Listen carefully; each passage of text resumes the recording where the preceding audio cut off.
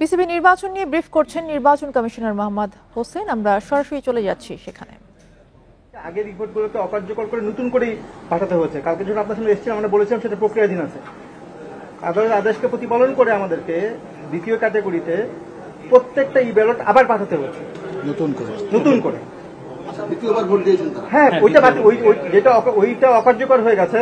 গতকাল রাতে আমরা আবার হাইকোর্টের রায়কে প্রতিপালন করে একজন প্রার্থী ইনক্লুড হয়েছে, আপনারা জানেন, সেই প্রার্থীকে ইনক্লুড করে আমরা নতুন করে ব্যালট পেপার পাঠিয়েছি। সেটা আজকে 2টার মধ্যে আমাদের কাছে যেগুলো রিচ করেছে সেগুলো আমরা কাউন্ট করেছি। আপনারা দেখতে পাচ্ছেন আমরা ব্যালট পেপারটা করি নাই, বাট অনেকেই কিন্তু ভোট দেন নাই।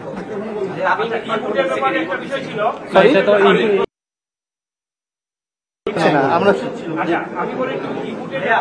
আপনি তো আপনাকে তো আপনার ক্যাটাগরি বি যেটা যারা ডিরেক্টর সিলেকশন হয়েছে, আমরা গতকালকে জানি আসলে কারা সিলেকশন হয়েছে। সেটা হচ্ছে ইলেকশন ছিল নাকি সিলেকশন ছিল এই বিষয়ে আমাদের কোনো আমরা জানি না। এটা তো অবশ্যই ইলেকশন ছিল। আমরা তো এখানে আমরা সরাসরি যা হয়েছে, এবং আজকে আমাদের যারা ফিজিক্যালি ভোট দিয়েছে শুধু তাই না, আমাদের যে অফিসিয়াল যে বিবরণী আছে, আমরা প্রত্যেকটা ব্যালট প্রত্যেক প্রার্থী এবং তাদের এজেন্টের সামনে প্রিন্ট আউট করেছি, ওপেন করেছি এবং তাদেরকে দেখিয়ে আমরা ভোট কাউন্ট করেছি। আচ্ছা, আমার একটা প্রশ্ন ছিল, যে ধরনের একটু আগে একজন প্রার্থী ক্যাটাগরি আপনাদের যে ধরনের অভিযোগ এনেছেন যে আপনার ব্যবস্থা করেছেন, তারাও আপনাদের কাছ থেকে পর্যাপ্ত সহযোগিতা পান?